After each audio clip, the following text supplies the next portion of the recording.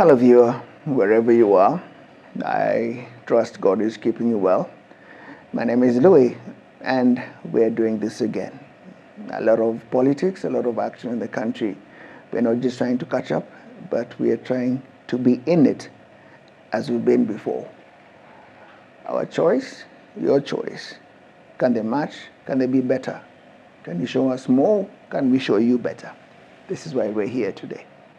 I have two gentlemen who have been doing a lot of work that I miss doing. Cyprian Nyamamu, welcome, my brother. Thank you, Louis. It's been a while. Good to see you. Good to have you again. Opondo, Thank you. first time with you. Let's throw him in the deep water. We start with him. Opondo, tell us what you do. Tell us what you do. Tell us why. Why? You should have asked me what did I used to do before. Before Don't I used worry to about watch them. you. They Before I went used to away. watch this Now happening. Now I'm happy they've that been wondering why we're here now. So now it's for you to tell them why we're here now. Great. So number one, just recognize that I used to watch this before, but I'm happy because you mentioned a very important statement that we're doing this again. Doing this again means we are picking it from where we left it, and the journey continues. So my name is Opondo, as you mentioned very well. I'm a civic educator, very interested about the state of this country and the future of this country, not just of young people, because they keep on saying, you know, young people all the time, but I believe these young people are Kenyan, so we are talking about the future of Kenya.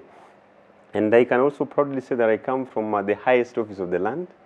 That's the office of the citizen, the people who matter the most, the employer, the people who put the politicians and everyone in office, the bosses of the country. And that's why I'm really interested in these conversations. All right. Which actually puts us in a very difficult position, because once they're in office, as a citizen, your duty is very limited, because as a good citizen and maybe as a good person, you have no choice but to pray for the current leadership, which we put in. But Cyprian is well versed in that kind of argument. You've been in the civil society for a while, Cyprian. We've done so much work together.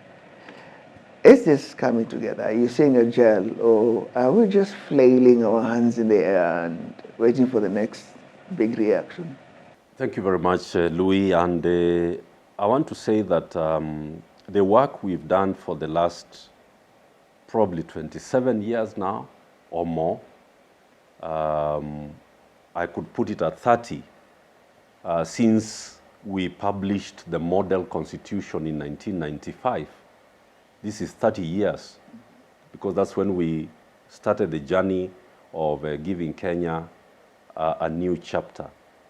And I want to just agree with Opondo that the office of the citizen is the highest office, and that unfortunately, once we put these people in office, we then are not able to hold them to account to deliver on the promise of what they promised to do.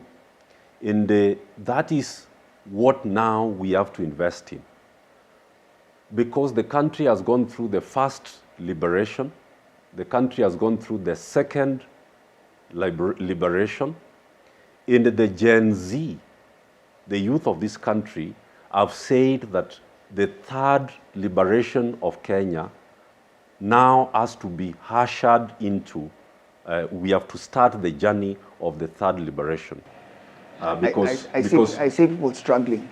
I see all the leaders struggling to even mouth that word, Gen Z. Yes. It doesn't come out like it's a common phrase that they've had in their mouth.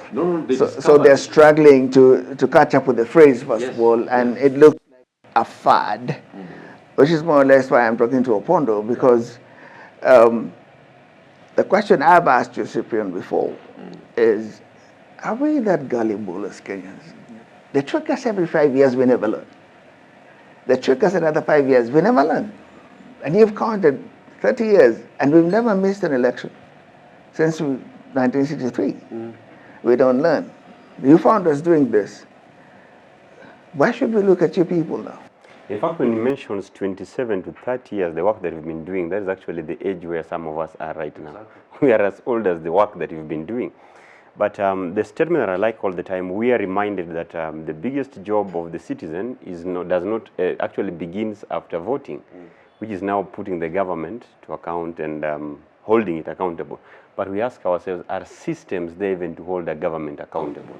Because once you put a leader in positions of power and we look how these people are living their lavish lifestyles around, and nowadays they do it even without any shame. You'll see politicians in helicopters taking photos and videos. You'll see them on their social media pages flaunting the latest Range Rovers or Mercedes-Benz they are buying every day. And you're wondering really, how nice is politics? Because it looks like now it is purely a business that we are putting these people into. And also, if you come to the issues, for example, of devolution, because this is also where the young people are really struggling with, devolution, it looks like corruption was devolved. It looks like we devolved all the problems back to the ground, because maybe before we used to hear corruption cases from the member of, maybe it was the president, the member of parliament and the councillor. Those three people were elected before. Now we hear everyone from the president to the governor to woman representative, to senator, MCA, MP, and you hear a lot of money it is no longer about even millions. Give an office, Yes. put corruption on it. Yes. But if you're starting now, Cyprian has been at it quite a while. Cyprian, am I being unfair if I say, come on, are we that gullible? We aren't gullible, Louis. But we keep getting tricked. And I want to say that this happens even in the United States of America. It happens in Britain. I've seen it happen in France. The important point that Opondo has made is that there are no systems for citizens to hold these people to account. We haven't developed the systems and the culture. I'll just give you two examples and I'll stop. In the County Governments Act, Section 100 has established the Civic Education Fund and the Civic Education Program, which was only set up in Makueni during Professor Kibwana's time. Within GOK? That is within the County Governments Act. So it's within GOK? Yes, it is. Yes, it is. Why has it not been operationalized? Because governors, the national government knows that if you activate the Civic Education Fund and roll out the Civic Education Program, then citizens will be empowered to hold the public officials in office accountable. That's the first example I wanted to give. Why I'm giving that example is to tell you that the gap is that Kenyans have been electing criminals and expecting, saints once they are in office.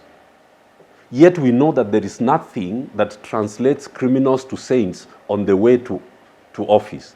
So why are Kenyans electing these criminals, money launderers, wash criminals, drug dealers, corrupt individuals who have destroyed institutions? They are the ones they are giving the opportunity. It's because of the power of money and because of what Opondo has said. Money has become the center of our polity, of our governance. It is only the people with money who get to office. That is what the civic education should focus on, so that we get the right people in office. Because a good constitution, if it is not implemented by the right people, you will see the same results being produced at the end. So going forward, from where we are as a country, we must address those two things. How do we civic educate people, citizens, so that they are able to do what? To elect the right people to office at every level. Number three, how do we hold those people once they are in office accountable? Those are the three items that we should now focus the country going forward if we are going to realize the third liberation of the country, which is the socio-economic liberation. Hold. Okay. Did you know GOK has money for you to do this? I've heard it for the first time. Yeah. I read somewhere in a newspaper sometimes back, but I didn't know that something that actually need to be operationalized. Now, just a quick one. No. He's actually articulated. Yes. It's in law. Yes, it is a law, but it is crazy because it has never, some of us are actually, and I'm sure so many viewers are going to hear this for the first time. And now let me tell you something quickly. We are a product of a very fun education system, because remember, maybe most of you during your time you did GHC, which this C, we know what it stood for. For us, I've forgotten. yes, civics, yeah. So for us, it was removed from the system. We only do geography and history. And an average Form 4 in Kenya, you leave school maybe at the age of 17, 18, you are expected to vote. Like let's say last year, let's say a young person who finished high school in 2021 was expected to participate in election in 2022. Having studied nothing about from just the basic structure of what a government is, they do not study things you used to talk about, like things like patriotism, the country, you know, because civics is no longer there. Even for those who studied in the campus, at the university level, is only for those doing courses related to that. Yes. So then we expect the same voters to understand how to vote in leaders. I think it's a very, very big undoing to us, the younger people. And number two, there's a whole lot of Malkiat Singh. Yes. Where do you put them? And again, number Do you two. remember Malkiat Singh? Yes. Where do you put these Malkiat Singh leaders? And now it's also, maybe for us now, we're only left with set books. We are learning a lot of civic maybe through the set books, and that's why probably you also see so many young people rising up, because some of the set books that we are doing, honestly, in school right now, yes, have really helped a lot. Sometimes because we relate a lot with some of these characters, like the books we did. There's a very famous book we did called Kifo Kisimani, and it talks about how some characters standing against a government that was believed to will stay in power for 100 years. And he talks about how the advisors of the president are praising he's called Mutemi Bokono, is praising him, and how when people are rioting and demonstrating, they remind him, don't worry, these people are coming to thank you, they are coming to praise you for the good work that you're doing. That's exactly what we're seeing in the country right now. So if it were not for these set books, I'm telling you, we would be a generation that could be having nothing totally, even no understanding of how a government looks like. I had a difficult situation, and you know this, you were there for sure. Now, and that's why the surprise that this money is low. It's GOK, and it's supposed to be reaching everywhere. When we did it, we had to reach out to development partners. Mm-hmm. I remember very unfortunate year 2007 when we did that civic education. And we traveled as much as we could around the country. It was sponsored by UNDP. The cry at that time was, get a voter's card. So everywhere you are given a chance to speak, as an influencer, as a leader, as an opinion leader, or get a voter's card is what I tell Opondo, is I come and make sure Cyprian has his card. And then it all went sideways. It went off the rails, and 2007 is not something we like to talk about because of the PV. It was very unfortunate. And then I felt I had to go back out there because I felt like I'd personally lied to Kenyans. Because I told them, get your voter's card, get the person you want in office, then we start. Like you're saying, the job starts there when they're in office. They never got a chance to do that. So I had to go and do that promise in all the places I'd gone to, under the same auspices of UNDP. And you should not have felt like you cheated Kenyans. No, you called on their civic duty. And that's why they turned out in large numbers and voted. But they were let down by the institutions that were responsible for the expression of the will of the people.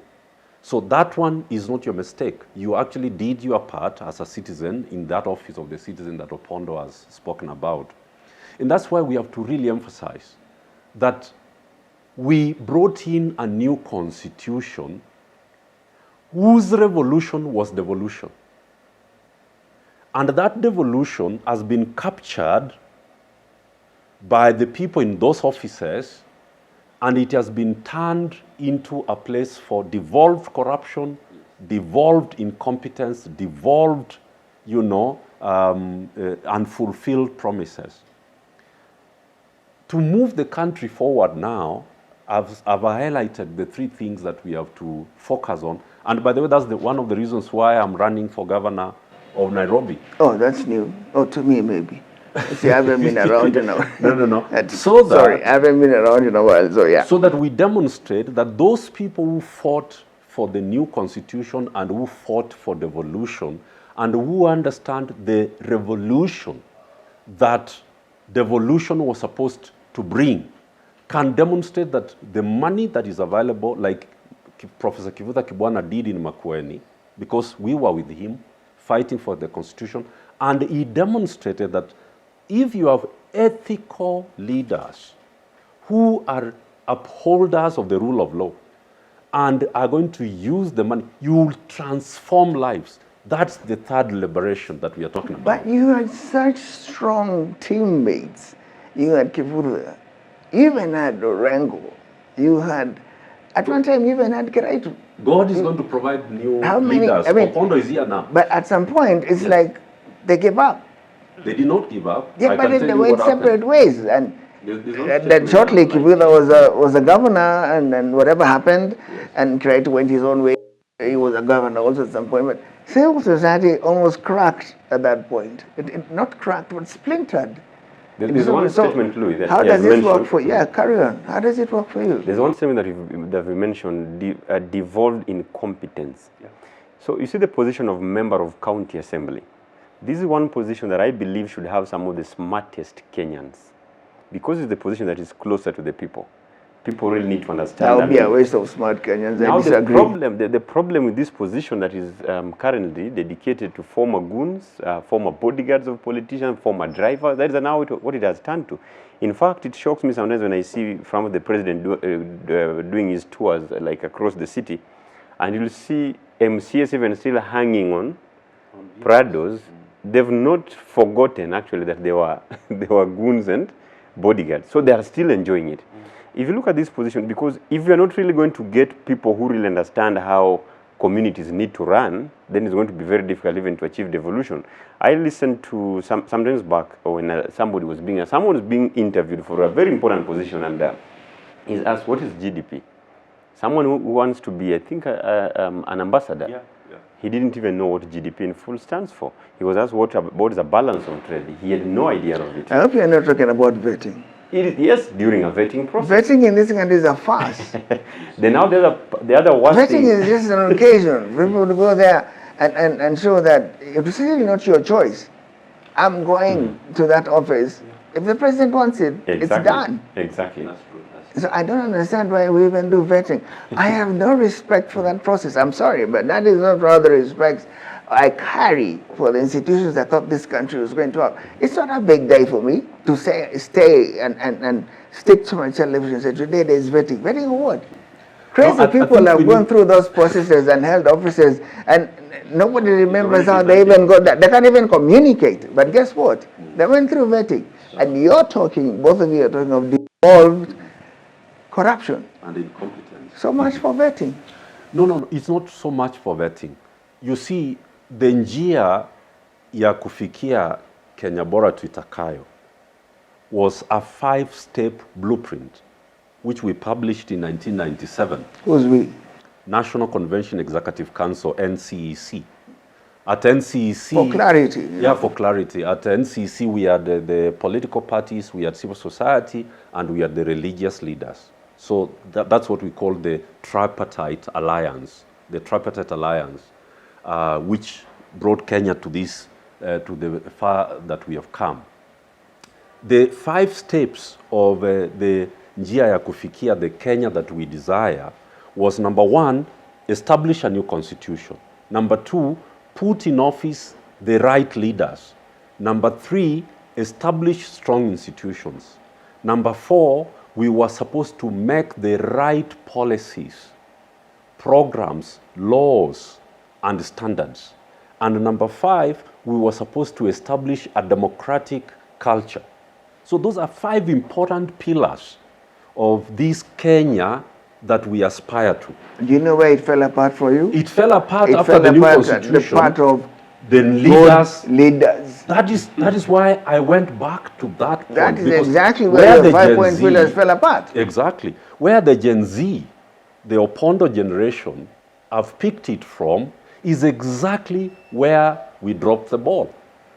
When in 2013, the people who were elected to implement the constitution are the people who campaigned against it. Both Uhuru and Ruto campaigned against the But constitution. it doesn't seem to matter. This is a country where we normalize this country. How's that working for you? Okay. Because you've got this challenge, you've got your people who you talk to, and they're asking you the things Cyprian is talking about now. Let me tell you, a common young person on the ground right now might not even be interested even in some of these pillars because we've developed our own pillars. And let me tell you, Article 43 of the Constitution, to us, I think it looks like all the pillars that we want. The socioeconomic Exactly. rights. As a young person, I'm asking myself, with education, will I get a job? If I'm sick and I go to hospital, will I get the service? When I'm at home and when I turn on the tap, will I get water? I'm hungry, will I get food? Those are the things that young people are asking themselves. In fact, if you are to address some of these issues, it will even now make sense for us to start talking about the other issues. Those are things, the common person just across the street here, those are the things that they are asking themselves. I did one of the most interesting sessions in Kariobangi and in Dandora, and what shocked me that in the capital city, Nairobi, a city that we say whose economy is larger than some other 9, 10 African nations somewhere, people still fetch water using donkeys here in Kayole. Not my words, you can go around and check. We are talking of a nation where you get problems in the places you are not supposed to get it. For example, you are likely to be knocked down while crossing a road on a zebra crossing. You are likely to be knocked down by a motorbike walking on a pavement. You will be asked for a bribe in a place clearly written, this is a no corruption zone. People litter in a place that is written very clearly, usitupe takataka hapa. That is exactly the place where. So if you look at it, you wonder where something, even before we complain about these leaders, maybe is it time to start asking ourselves and doing like a personal reflection. Are they just a perfect reflection of who we are? Because why are we so much in love with crooks and the drug lords? Mirror, mirror on the wall. Who does that guy look like? It looks like Opondo. I'll vote him in. Yeah. That's Opondo is a thug. That's what is going on. Mirror, mirror on the wall. A leader is a reflection of society. Yes. So that's why we are normalizing what they're doing. They're not doing it out of nowhere. They're doing it because we entertain it and we welcome it. Also, Louis, 2024 looks like that turning point. And I can tell you that the young people who showed up last year for the demonstrations, I do not think it was about the finance bill, because most people had not even read it. But I'm telling you, it is like frustrations, and Kenya is like a dry wood, dry grass. We're just waiting for Kenyans who will put the matchstick at the right time. And I'm telling you, if we do not address these things right now, the generations, the younger the generations are becoming, and the population growing, they're getting more frustrated, more educated, and more jobless. This nation one day will really have to address very difficult issues. I don't even want to think that far, because we are at a place now, and now we are talking opportunities, numbers and figures, and hopefully, and I'll have people like Kwame come and join us at some point. I don't know if you know the Brain Trust group. I got a lot of research, a lot of background, a lot of help from them, especially in numbers like the positions you're talking about, the MCAs, right up to the governor. And you're wondering why Kenyans are so angry. And now we're hearing this thing that they have more demands. But every time I watch television, and I'm talking about the news here, and something has gone wrong somewhere, I hardly see the MCA, I hardly see the MP. It's always a direct plea to the office on the Hill. So who are these guys? We've reduced government to presidency. That's the biggest problem that we are facing as a country. And I know these are some difficult things that people don't want to hear. People think that... Tell them anyway. Yeah, people feel that today maybe changing a president will change everything. Even if we say today Ruto must go, Raila must go, Uhuru must go, whoever must go, if we do not work on a system, even if you elect Opondo or Nyamwamu tomorrow and the system... Who builds the system? It is going to be very difficult. No, who builds the system? That's a question I've asked you. Who builds the system? Every country, Pondo and the Gen Zs, every country and its culture is a culture that was built by the leadership. You go to Singapore, there is a Lee Kuan Yew. You go to Malaysia, there's a Mahathir Mohamad. You go to Tanzania, there is a Nyerere. Things culture systems don't build themselves. That is why when voting, you have to vote for the credible leader. As I said at the beginning, you can't elect criminals and expect them to be saints when they are in office. So the citizens have a huge responsibility of getting it right at the ballot. You can't elect a thug for the governor of Nairobi and expect services, because that's not what criminals are elected to do. They are elected to steal. How come when the people of Makueni elected Professor Kibwana, they got services? Because they elected the right leader, a servant leader. If you do not elect servant leaders, if you don't stop electing tribal chiefs, and these people who are mobilizing ethnic votes, and then like the ones I've been seeing all over this place, the Gachagwas and all these kinds of people. Louis, I hope you can allow us to say some of these things the way they are.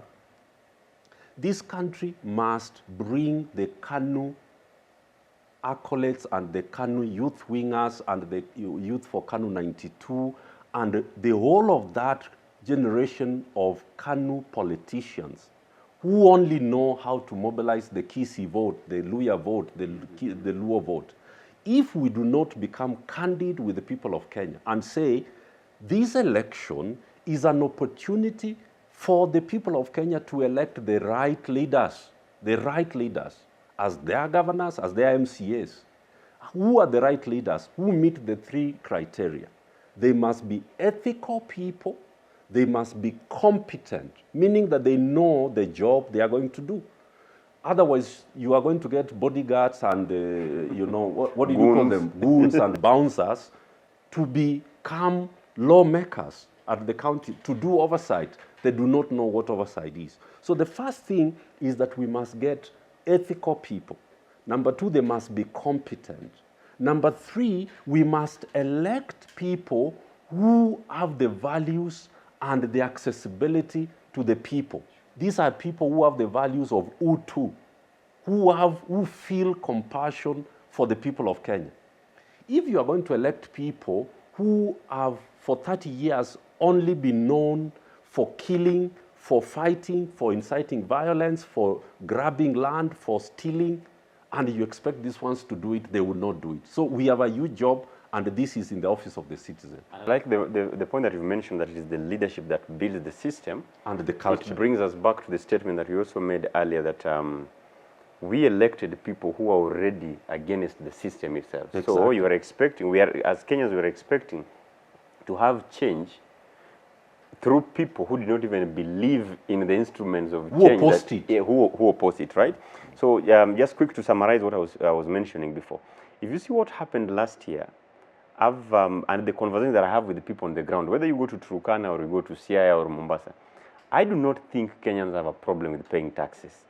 Kenyans have a problem with what are our taxes doing. Because anyway, they've been paying taxes and we are heavily taxed. But if by the end of the day, if I pay my taxes, whether I'm buying bread or I'm buying anything that I'm buying, but if I go to school, I'm sure that children are in a safe environment. If I go to hospital, I'll get medication. I want to go to Kenyatta Hospital, and after being treated, the hospital directs me to a certain specific place to go buy drugs, and you wonder, how do they know that those the drugs that they're recommending are there? That every time I'm on the street, why should it be my job? For example, you're walking the city of Nairobi. You are there to care about your pocket. You are thinking of the next person you're going to meet. You do not trust the kanjo. They can harass you anytime. In fact, in Kenya, we are now even beginning to fear police more than even the thugs, because at least with the thugs you can negotiate and they'll steal and let you go. The police are even more dangerous. Which kind of a system are we building? And the more we do this, frustrations are growing. And that's really what I'm telling you. If we are not going to address these frustrations, and this is maybe a perfect opportunity for us to start addressing it. And addressing it means now being bold enough and sitting down and asking ourselves, guys, where did we start going wrong? And can we solve it from here so that 10, 20 years from now, we can have a difference? Yeah. So one of your relatives, I'm just saying that for the heck of it, I'm sure he's not your relative, but he's my friend for a while. And he made a very interesting statement, and he said there should be a wave to just vote out all these people who are in office and we start over. Now, is that overspeak? Is that just emotional? Or is it mythical? Who is the relative? Onyonka. Senator Onyonka. There's merit in that.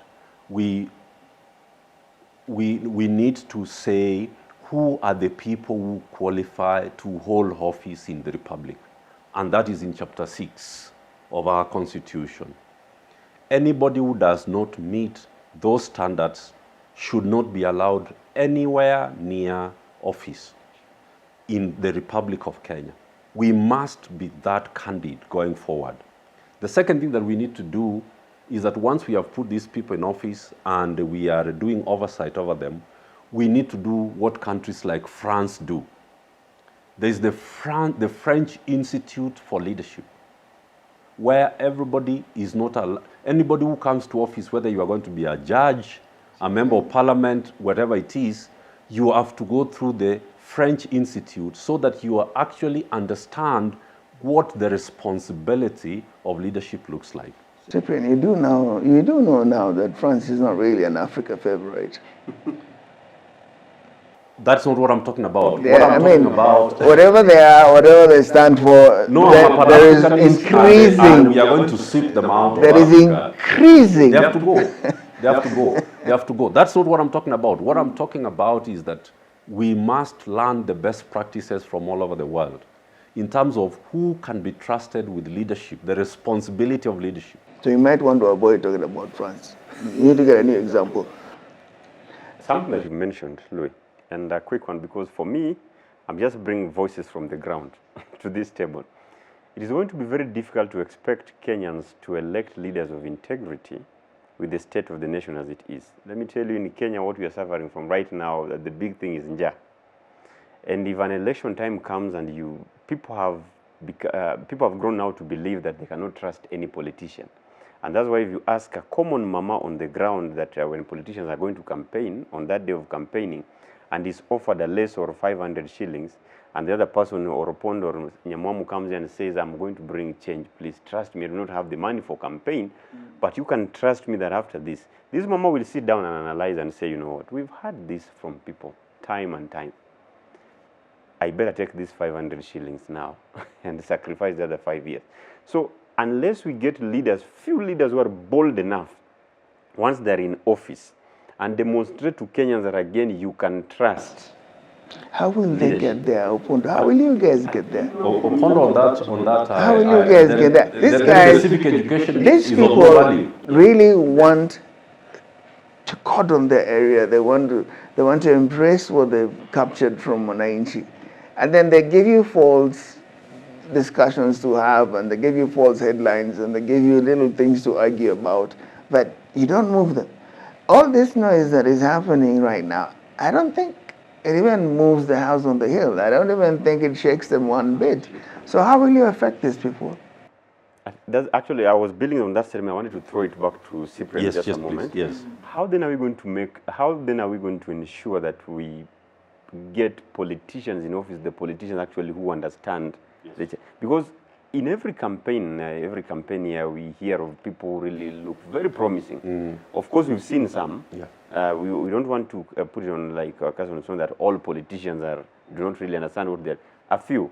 I admire like the late Ken Okoth, my area MP, Kibra constituency, and he did some amazing work and even mentored some of us.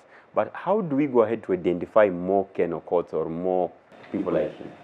Right there. Yeah. Even as you answer, please, Cyprian, take that example into your answer. They had a leader. He interviewed somebody who mentored. That's something that prevails in the Kenya leadership that we have. How do we treat that? Nobody trains us to be Cyprian. Nobody is walking behind you because you're deliberately telling him, this is how you navigate your way from school age, get your ID, have a voice in the country. Now start navigating your direction. This is your left, this is your right. No one's doing that. No, a lot of people are doing it. I have to be sincere that the work we started, like myself, Cape Town Bati, That is where we got Ken Okoth under the Youth Agenda PLDP program. All these people you see, including current ministers and members of parliament, are actually graduates of the Youth Agenda PLDP program. I know people who are currently doing this work, like, for example, the Emerging Leaders Forum. I know of, you know them. I know of individuals in Nairobi alone, young people like Raphael Obonyo out there in Korogocho, and people who are actually, and I am working with them across Nairobi. We have never stopped. Even the Gen Zs that people are talking about, they didn't just drop from heaven. They are actually graduates and products of the work. That's why leaders are struggling to even pronounce their names. It's a new term. It's a new term. Gen Z. What do you call it guys? I don't know. Some say Gen Z, some say Gen Zote. I want to take a break on that note. When we come back, I want to find out how it is that you can pick up with the evidence, the examples that there are benchmarks to follow. You have one, you can proliferate, but to what extent? Because these guys are not just going to wake up one day and say, okay, we've had enough, here's your country, do what you need to do. No, they will not do that. Show me how. Back in a minute. This is Louis, and we're doing it again. Hi everybody, how you doing? Welcome to Status Studio. This is one of the top studios here in Nairobi. Trust me, when I discovered this studio, I haven't been anywhere else. First, their sets, they are pretty amazing. We have the pinks, we have the maroon, we have the blue, blacks, just all beautiful colors. And obviously, you know, they have white because that's what some of us love. So guys, if you'd like to come, do a photo shoot, your wedding pictures, if you want to do birthday parties, anniversaries, graduation, anything, the place to go is Status Studio. It's on Biashara Street, Yala Towers, 5th floor.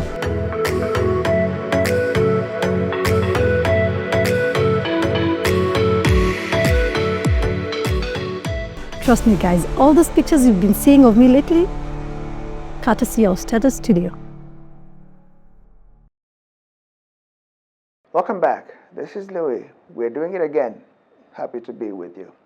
I'm talking to two gentlemen here, and as we began, we did see something which is obvious. We've talked of leadership. We've hung some of them upside down. I mean, in our minds, and we've torn some apart. But they're still in office. We have to respect that. They're leading the country. We have to respect that. How do we do a good? What's next? Because that's what we need to worry about now. Stop worrying about these guys. They're not going anywhere. I was shocked to hear some people saying, is there a way we can borrow Traore and let him come?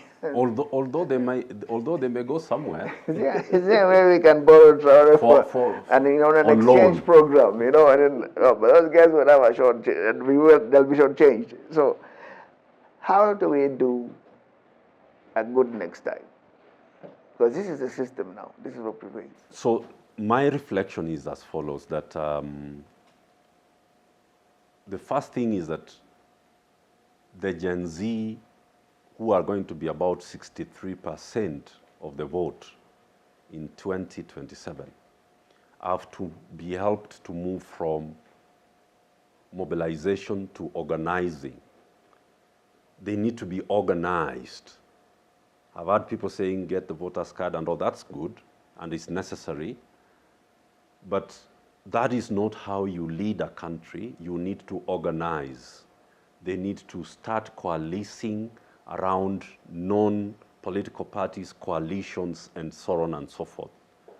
They need to publish a very clear program. They need to start identifying candidates for 2027. They need to vet them.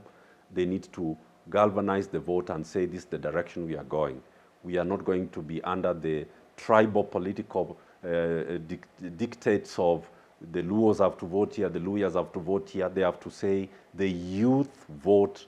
We are consolidating it to produce the third liberation of Kenya. That's the most important thing that has to happen. But before 2027, I know of Kenyans who are prepared to bring a referendum on the Ruto administration, for the people of Kenya to decide on the referendum whether Ruto should continue or not. And that is provided for in Article 1 of the Constitution. And it's not just talk. No, Article 1 is very clear. No, I mean that kind of... No, I know of the referendum and where it is. It's not just talk. We have not been having IEBC. IEBC is about to be there. And once IEBC is in place, they will present this referendum initiative. Or just wait for instructions. Wait for instructions from? The Hill. No, the referendums, we have had the referendum in 2005. No, IEBC is going to come in with just another fast over vetting, and they will still get the people they want, and they still get instructions from the Hill. No, you know, nothing is built completely within a year or within one election. This is the hope that we have to keep beaming to the people of Kenya, that they have done it right, they can do it right again. We missed steps, but that is not who we are. The people of Kenya are unique in the whole of Africa because we are only one of the 4 countries that got their independence through armed struggle. So Kenyans, Zimbabweans, Algerians, these are unique, and South Africans, these are unique people in Africa. And we may go wrong in some places, but that's not who we are. Who we are is that we are not like Uganda. We are a revolutionary people who know that we don't get anything for free, who know that we have to fight and stand for what is right. And that is why we are looked at across Africa. We are different. So we have made our mistakes, even to elect Uhuru, even to elect Ruto. But that is not our nature. Our nature is going to come out in 2027. Our nature may come out in this referendum that we are talking about in 2025, so that we cut short this failed presidency and failed leadership, so that the people of Kenya can be able to assemble a team of credible men and women to address the young people's concerns of unemployment, of lack of housing. They can't even pay rent. They can't even marry. So there is hope for Kenya. When we are talking about Kenya, there is hope. And we are going to solve the country's problems because we know how to solve them. Where do you benchmark? I like that. Where do you see your hope? He has mentioned a very important statement again here, because what, as young people, we've done that we've caused the wind. What energy. Can you draw from? Yes, exactly.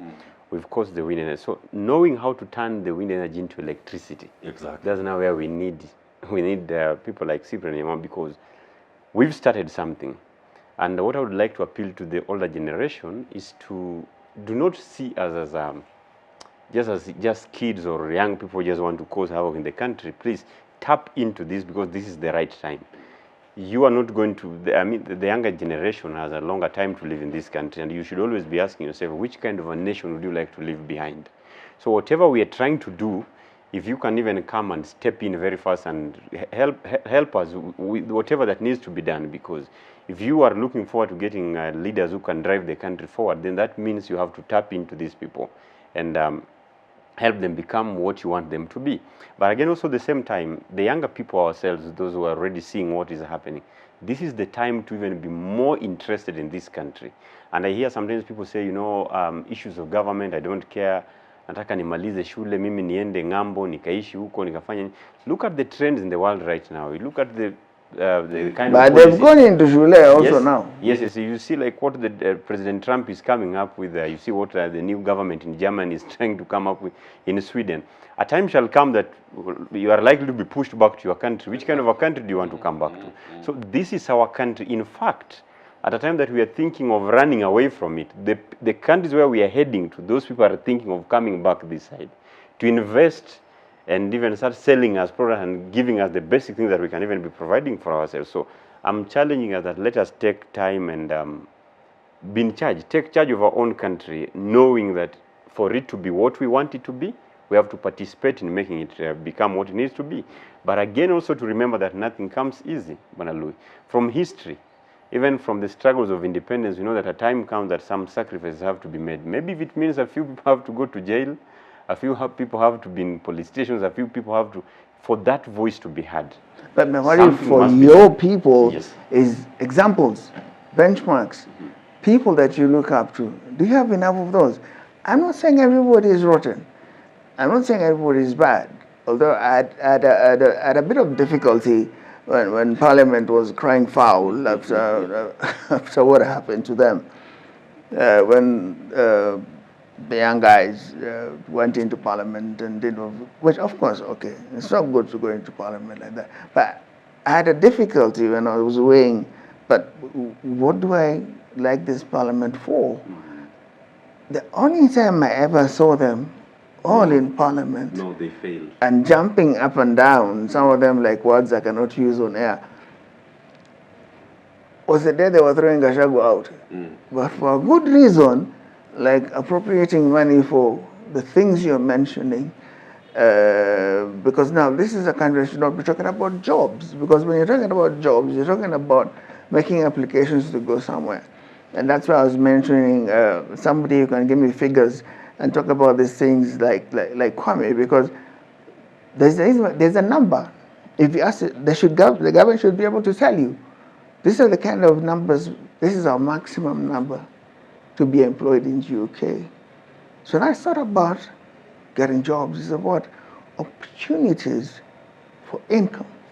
If I'm to address the first part of the seminar, you're asking, are there enough people that we can look up to, for example, the role model?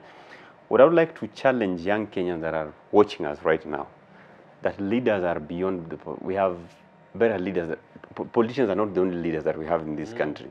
If you are to sit where you are at home or in school, there are a lot of inspiring people. Think of that young or old man who is a farmer somewhere who has money to build a strong economy, maybe around in a certain center in your village. Think of those teachers who have really turned schools from what they used to be like 5 years ago to what they are right now. Like an example is, I remember a school called, I think Agoro Sari, sometimes back. The principal was all over the news because of a very interesting thing that he did. All over the years, the school had a problem with water. One principal came in school and addressed that, and all of a sudden it just became a story. So to me, these people in the community, people lead organizations, because what we are lacking is what he's talking about. Right. The ability now to organize. We are good with mobilization, you know. We know how to organize our meetings here and there, but now turning that big force into an actionable thing.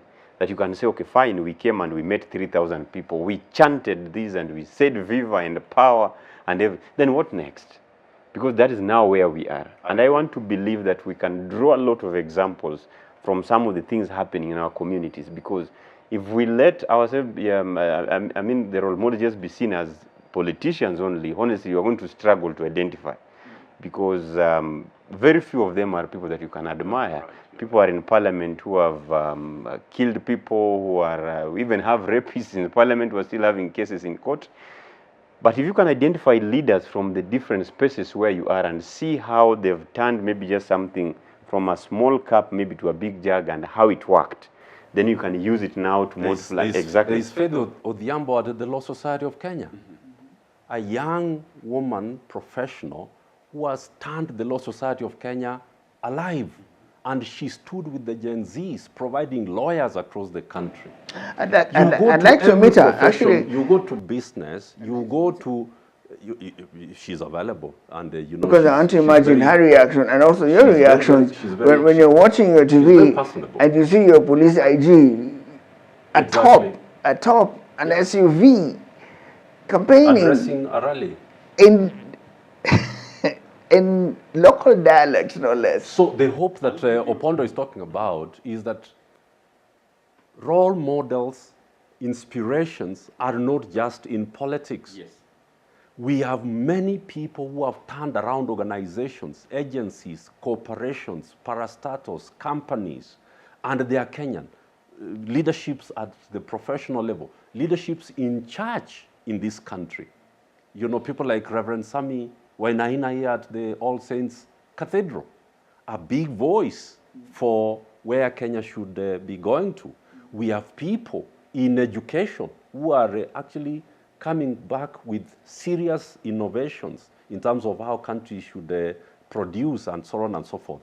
So the young people should look across the board to see what kind of leadership is going to make a difference for the country. Why? Because as Frantz Fanon says, every generation out of relative obscurity must identify their historical mission and either fulfill it or betray it. Sure. In this generation, the thing that gives me hope is that these young people have decided that they are not going to leave this country where the parents, us, brought it to, where we used to be dictated to by presidents and police officers and whatnot. They are saying, no, we are the bosses, you are our servants. That is something that we never fixed quite as a generation and the generations that came forward. So, Louis, hold. You just said something very important there. The thing that Gen Z did was, to my understanding, if you ask me, I'd say it was totally spontaneous when they had when they stopped the city. That was spontaneous. But beyond that, have you thought of ways, means, and a way to organize yourselves so that you can become even more effective? Because spontaneity now is no longer there, because what they've done, the system has quickly identified the people within you who can be compromised, and they got to them. Sure. So no more spontaneity, but where will you push the ones who are still holding to the hope that we can organize? What can you tell them? That's exactly where this kind of conversation comes in and where people like him come in, because I want to believe this thing wasn't like organized by one person that let us today move to this place. As you said, you rightly stated, it happened spontaneously, right? And it is still happening across the country. And I'm telling you, as a person who moves from one point to another point, a perfect example would be, recently I was invited to an event in Kericho, and I was supposed to be there as a facilitator of civic education. These are things which are not even announced on TV or newspapers. An association of alumni from different schools coming together to start talking about the state of stalled projects in their own community and the state of insecurity. Then what happens next? The politicians organize and disrupt the whole meeting, because they do not want civic engagements on the ground. So even organization is a serious threat to them. It is already a problem. Another incident happened also in, I remember very well, in Bomet, where we were there having a conversation. Then an MCA steps in with a lot of cash. And he steps in and says, you know what, kunyweni chai nyinyi wote. Cash in hand? Yes, cash in hand. To the room where you were discussing. Remember, we had invited him as a speaker. So what they think is that we are a generation that can still be fed with the tokens. But wait, you said what? MCA? Yeah, a sitting member of county assembly steps into a meeting and then tells us, kunyweni chai nyinyi wote. Because you see, that is how the other generations used to be. Yes, the moment they were given a mandate, they start saying, apana, usiongee vibaya kuhusu Opondo. You know, ameacha chai. We don't care. We'll take the money if, where possible. The conversation has to be done, because we say agenda has to be agended. Where agenda has to agenda, yeah. So even as this continues, remember there are a lot of conversations happening across the country. I can tell you today there's something. There's a forum as we are speaking right now, somewhere in Turkana, somewhere in Mombasa, and this is a generation that is demanding for accountability. I've been in places where someone will ask you, why is the president and the deputy president given a housing allowance, and yet they live in state residences? Why are we giving them allowances? Why is the member of parliament paid all this amount of money, and yet we do not see where is the return on investment? Why are we investing in these people? People are asking these questions. Listen, Cyprian. Exactly. Yeah. Cyprian, you now have not only agitated, and I hope you won't stop agitating for civic awareness and civic education, but now you even want instruments of power. That's right. You now have an ambition to get into office where you can exercise instruments of power as a governor of Nairobi. And I'm looking at that. It's supposed to be a field, but it's more like a playground. And when I look across and I see those people involved, and I, for one, do not understand why this country needs 47 county governments. County governments. Because Kenya can fit snugly into Sudan, and there'll be lots of space to spare. I totally agree with you. Why do we need 47 running counties? And the best examples, I apologize, but now if you check on the news, any honest person will tell you, every second day there's violence from Kisii. or maybe the reporter there is very active. But there's crazy violence stories, and I've watched them. No. I come the from question that place. the question I ask is, Yes. in this, I've never seen a leader come That's out right. and say, as governor or as MCA or as whatever, I want to bring people together. I want to find out, because this femicide thing is real. No. You actually touch on a very important thing. Two things that you've spoken about. My 30 years in civic engagement, the governance and human rights space was on the demand side of governance.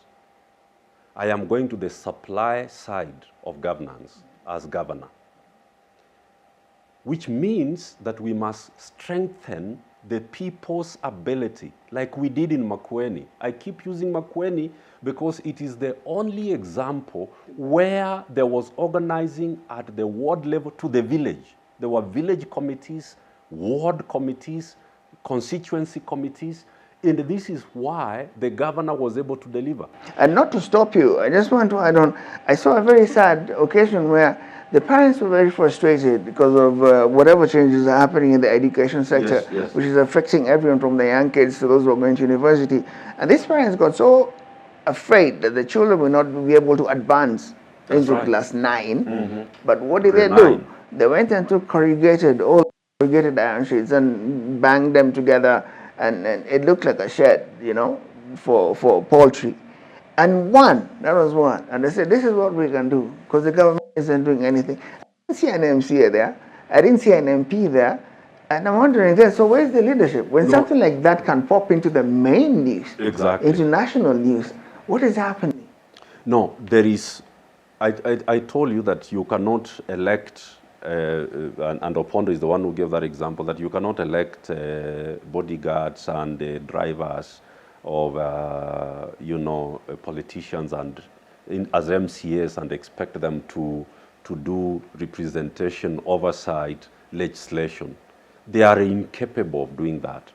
I am not saying that there are not many MCAs who are excellent, are educated, but have not delivered as well. But I'm saying we don't need those many. So we need to remember that we have already published the Punguza Muzigo Constitutional Amendment Bill, which was led by my friend Ekuro Alcott, which never saw the light of day. When it got to the county assemblies, it was killed. So what am I saying? First of all, we need to... Because he's going to the wrong argument tables. He's going to argue with people who are fighting to be president. And he thinks he can fight with those people and fix the ground. The county assemblies are the only way you can amend the constitution. But So that's you have not to- where he's arguing. You have to... He's fighting with the guys who are senators now and guys who want to be president. No, Louis, what I'm saying is that we need to punguza muzigo because we have too many members of parliament, we have too many senators, we have too many governors, we have too many MCAs. All that we need to punguza muzigo. And that conversation needs to be conducted so that we can be able to have individuals who are easy to account. When you have a parliament of 349 in one National Assembly And you have counting. more than 70 in Senate, then you have all these 2,300 MCAs. And as Opondo is saying, you cannot account for the results that are being produced out of these investments. So that conversation we must conduct. The second conversation which I started with is that we must now have men and women of integrity to move from advocating and agitating on the demand side to the delivery side of governance, which is policy making, budgeting, and the delivering of the goods and services that the people need without corruption. That is the reason why people like myself and the candidates across the country have worked with the Gen Zs to build what we are calling the Gen Zote, all the generations. Because Kenya Bora to Itakayo cannot be built by one generation. It has never worked like that. So we must offer cover. We must offer cover for the young people. The reason young people were killed last year by the Ruto administration is because the Ruto administration realized that the Gen Z did not have cover from the older generations. We never used to go to the streets without Reverend Timothy Njoya. We used to go with Bishop Secretary. We used to go. So we need the bishops to cover the young people from the bullets. That is when State House will start to listen, when we bring back the tripartite alliance. Young people on their own cannot deliver. All the generations, the professionals, LSK, everybody else, the Kenya Private Sector Alliance, the churches, the civil society organizations, all of us have to come together with the young people. They have already set the agenda and the tempo. We have to cover them, and we have to deliver across the 47 accounts. You want to awaken the kind of passion we had that knocked out Section 2A? Completely. It has to be greater than that.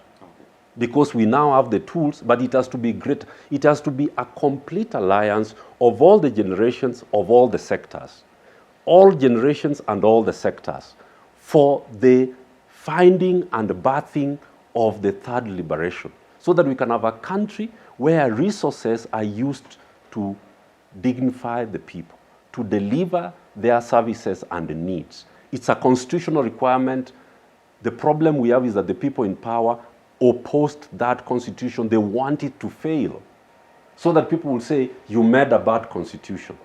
Let me mention We something. should avoid that conversation. Let me mention something.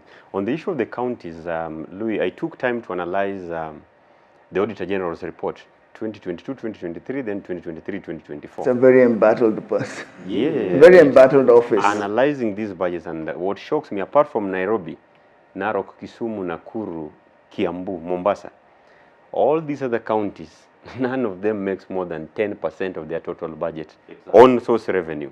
It is shocking that even a county like Wajir that's County, just fine by Exactly. Kenyans. We normalized it. that is why I'm saying there's a problem, and this thing has to be faced. A county like Wajir, for example, makes less than 1% from its own. Yes. So then the question comes back: why did we need all these counties? Then number two, one of the things that I've read, one role of the MCAs is to help the county discover its full potential.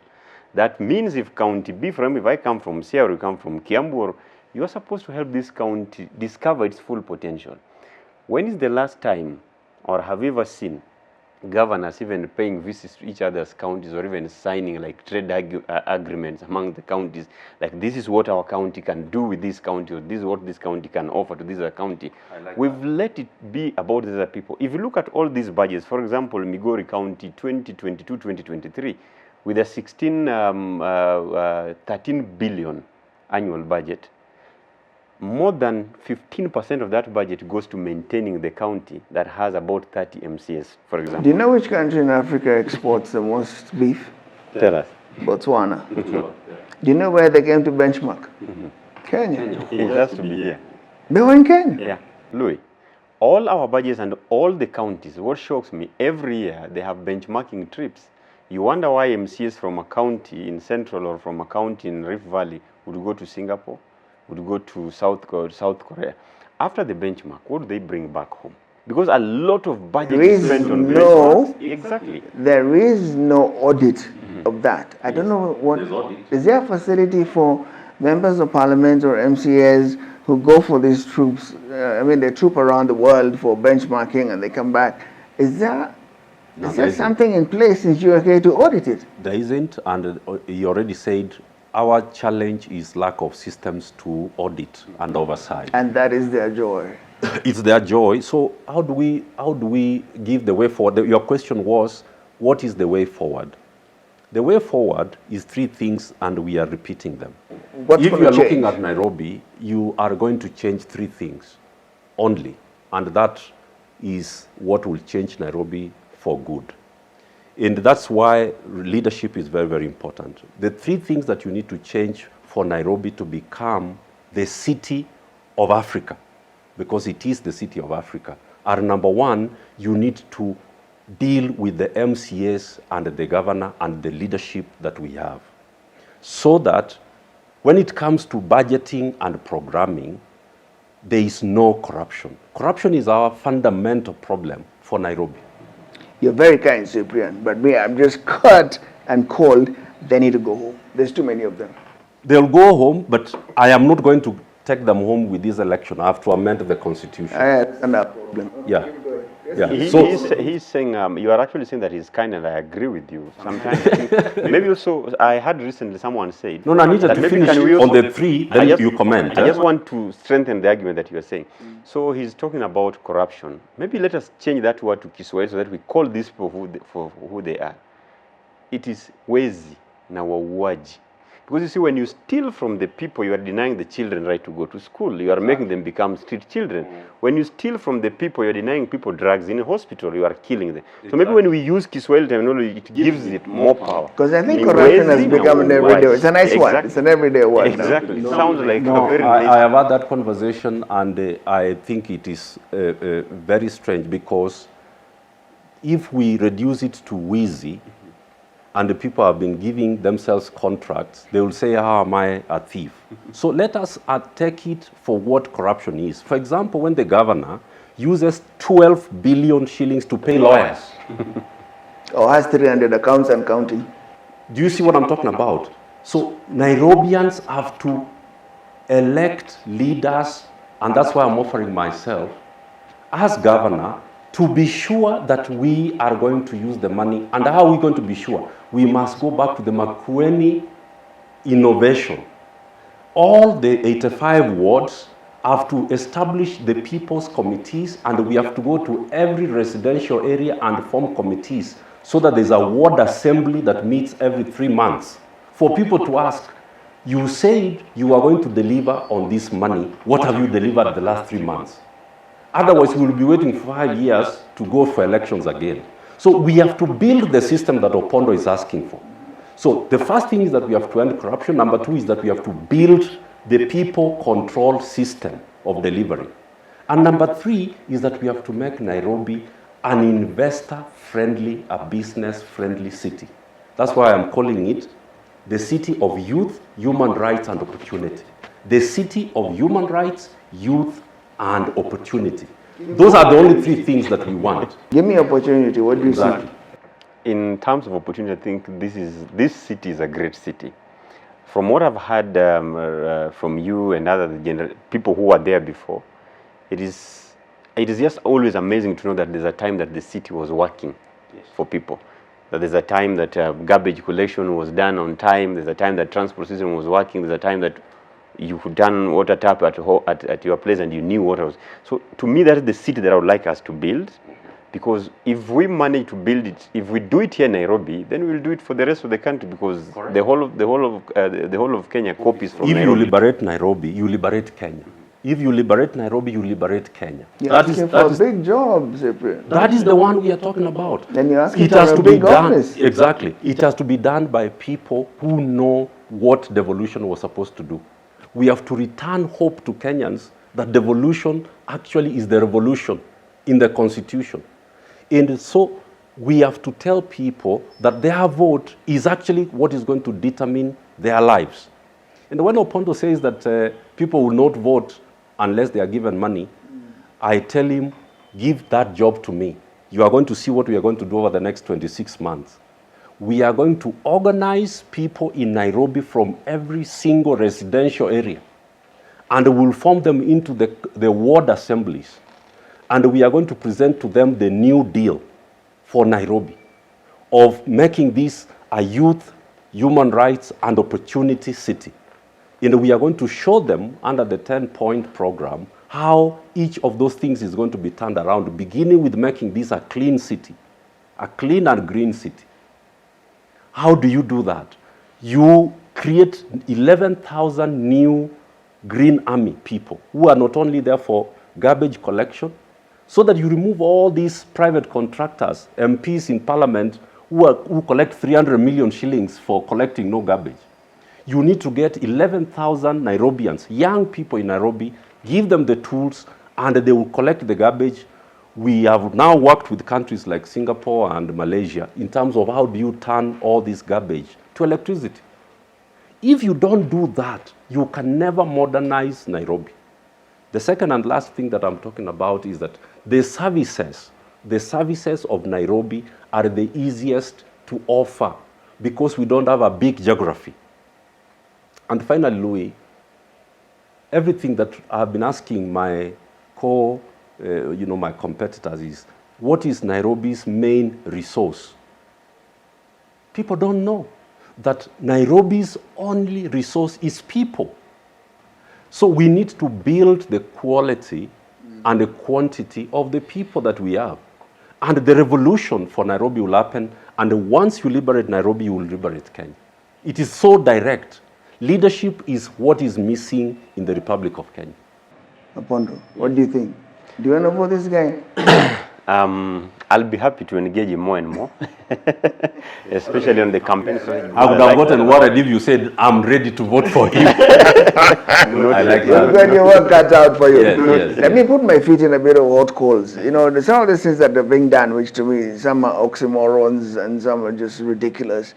But there is somebody who's responsible to speak to us, I don't know, from some office of, is it government spokesman? Yes. Honestly, I don't know where his stories start and end. So I don't know. I mean, the level of lack of communication in this government is it's outstanding. And his job is very clear. See no evil, speak no evil, talk no evil. He gets an A for that. But in terms of effort, he gets E for effort. I wondered about this thing that we are doing in terms of, making this country bigger and greater, and we are opening all our borders, and then we're trying to show Africa that we're going to be the pace setters in this kind of thing. You're a bit older in this, maybe not. Yes. But you know these guys, you've been with them for longer. Aside from Sudan and Somalia, who else is using this open border thing? Everybody is using the open border thing. From which countries? Burundians are here.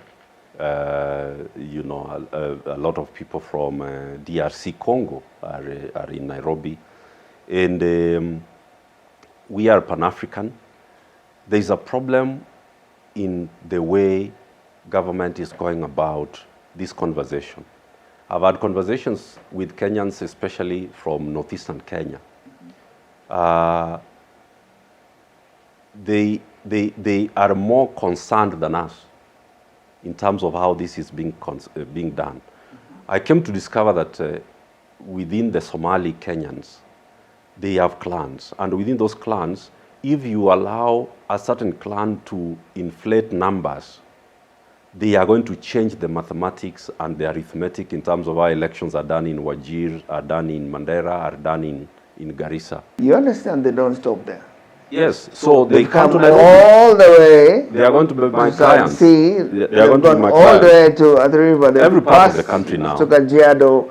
They've got a Westlands. whole niche for themselves. Yeah, they are across Westlands. That's why I'm And asking these who are is the most. Actually, So what maybe we are it's saying, mischief. Maybe it's mischief on my part, but this guys who, because anytime something don't happens. worry about them, Louis. No. And sometimes something happens on the Kenya-Ethiopian border, and maybe there's a little bit of conflict, and Eritrea all the way up. I see the top brass rushing there, and I'm just wondering, is that more important than other things we're dealing with? And then I see these guys who allegedly kidnapped 5, I don't know, chiefs or what. I'm just thinking, did these guys just cross over to go and see their relatives? No, I doubt. I think when it comes to the discussions around security and diplomacy, Louis, it's a more deeper.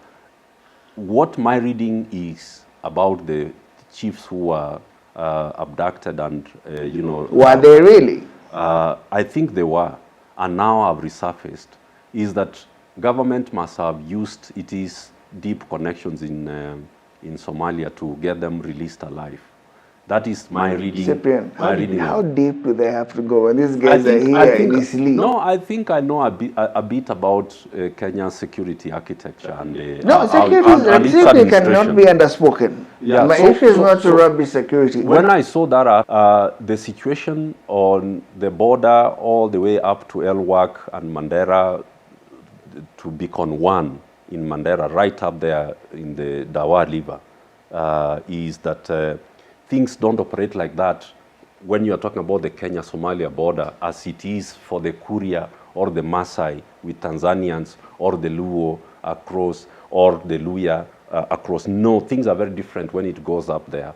So I saw that abduction, and I think it was a very serious thing, and the government must have done a lot to get them back alive, because they would have ended up becoming a bargaining chip for something. So that is my reading of it. Our African Association, for me, the balls are all up in the air. Some of them are plain oxymorons, because one day we are hosting people here, they're forming a government.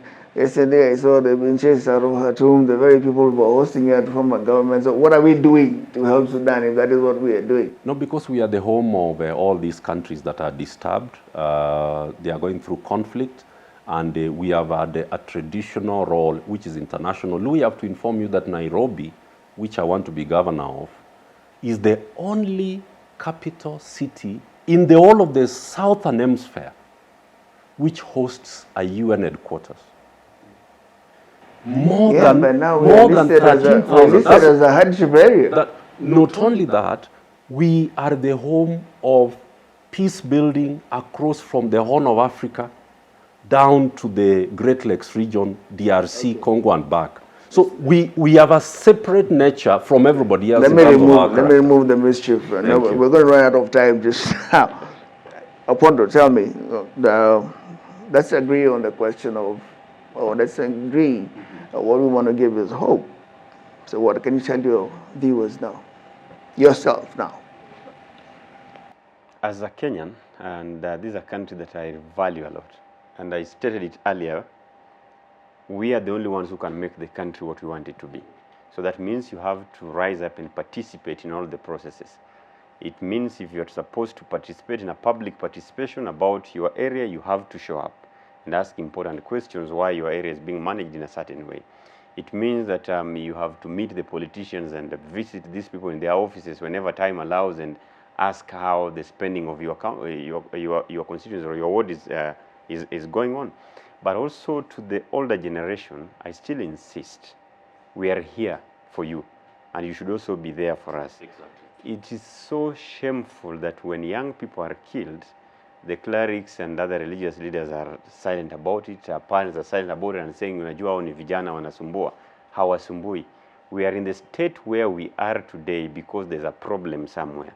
I don't think any person who has a job or something decent to be doing with his life or her life every day would just show up randomly and be willing and telling police officer, area to niue. I can tell you that during the demonstrations, I had conversations with the people, and sometimes people were saying, nikibaki home nitakufa, nikienda nitakufa, heri nikakufe nikipigania Kenya, because if I'm at home, I'll die of depression, I don't have a job. Sometimes you are coming back home, you have a young kid or parents who are depending on you people. Just borrowing, if I just borrow slightly as you wind up. Let me borrow from Cyprian. Let me ask you, do you feel you need a central organization? Do you need clear-cut leaders? Do you need a secretariat? True to his words, 10 organized people are way much better than even a million disorganized people. And I agree with that. So, and that's why I also mentioned that statement that it is, we've caused the wind, now turning it into electricity is where we are. Because we can do all these things, but by the end of the day, we need to ask ourselves, okay, fine, we are waiting for, because all the politicians are telling us about 2027. The young Kenyan and the common Kenyan today is asking about today, what will I eat? What will I put on the food on the table tomorrow? The common parent on the ground is asking, term 2 is coming in May. How am I going to pay school fees? So if you are telling us to keep waiting for 2027, will our problems wait? So that is where we are at this moment. And even probably, between now and that time. And that's why I also say that it will be very nice to keep on engaging him, because as we talk of 2027, we need to know how we're going to keep that momentum, and we still keep addressing our issues until that time comes. Yes. Cyprian, you'll close for us, and I want to wish you all the best in the quest to now get the powers of the instruments of power. That's right. I felt my personal feeling is my friend was mistreated. I mean, what happened to Tim Wanyonyi the other time round when he felt he was good enough to run for governor? You saw what the party did to him. I was in Tim's strategy team. I didn't even know that. What happened. I like Tim a lot. He's my friend. He's helped me. I've been unwell for long. Tim is one of those guys who've helped me hugely. I know. I haven't even helped him at all politically, but he's helped me. Now, when I saw that happen, I was just wondering, are you going to be careful to keep away from these guys who start pushing you to other corners and telling you, Cyprian, put 10 billion shillings on the table or you can't run. We want a guy with money. How are you going to survive that challenge? That seems to be the Nairobi challenge. It is the Nairobi challenge, and the team failed it, and it really disappointed a lot of people, including myself, because he did not have the stamina to stand up and look at Raila in the eye and say, it is the people of Nairobi I want to serve, not you. And so how do you avoid that? I think Tim just didn't want conflict. Sorry, I know I'll speak for him You can't be throughout. governor of Nairobi if you are not going to be to confront the cartels. I take and that. The problems. I take that. You have to do it. I take that. And that is why we have to organize differently. We've told young people, quit these political parties that are owned. They will never give you. And so the alliance that we are building, it's called the Alternative Leadership Alliance. We already have put together about 4 political parties. You'll dodge the oligarchs. Not dodge. We have to slay them. We have to ensure that in 2027, parties like ODM do not have a single member of parliament in Nairobi. They do not have the MCAs. We must have alternative leaders as MCAs who are competent, and we will campaign for them. We will not ask money from them because we know they don't. If, for example, Wanjera is running to be member of parliament in Mathare, and then I'm asking her for money, how is she even going to campaign there? So we have to be the ones who put our feet on the ground, go to Korogocho, go to Dagoretti South, go to Langata, and campaign for the qualified young people who are competent and are able to do the job to become members of the county assembly. We have to look for the 17 members of parliament, women and men, who are committed to this struggle of the third liberation, of the Kenya that young people have demanded. So we have to be there. That's why we have called on church leaders. We are working with them. We have brought to political parties that are progressive. We have brought the religious leaders, professional organizations like LSK, ICPK. We are working with the private sector alliance. We have to rebirth Nairobi, but we also have to rebirth the country. All right. Thank you. Gentlemen, I think you all know what your challenges are. Yours is well cut out for you. I can't wait to see any form of organization. Are you running for office? I tried in Kibra. We will make you run again. I'll run in future. You will run this time. For now, maybe we want to allow you as you go to that position. Okay. That forms my argument for the new. You give me an argument to pick up from. We need you in leadership, that's for sure. That's for sure, from what I picked up. So if Cyprian has given you a pass, then you better start thinking bigger than that. You, instruments of power, you get them, you know what to do. We have to restore hope to this country. All right. Kenyans, I just want to thank you and say very humbly, you've been very good to me. I've gone through a very difficult time. You've been there. In my illness, you've been there. Even now, I'm not all together, but I'm just coming out of the darkness to try. Maybe I can help get a few discussions that will help you make the right choices. And I'm talking about friends who've been there, even in the diaspora. You've reached out to help me. I just want to say thank you. I haven't had the opportunity to stay up front, so thank you very much for being there for me. And now you know we have a bigger challenge. We're talking about what happens in a country where I'm hoping, Cyprian, I'm not going to see you working from a top SUV. If you have an office, please work from your office. That's right. Thank you. And if you're running and you get off the SUV and get into the office. And then don't, because others you keep telling us stop campaigning, and then you're always on top of SUVs. And you end up for an inaugural show. Thank you for your time. And as I told you, my name is Louis, and we're doing it again. Well done, well done. Thank you.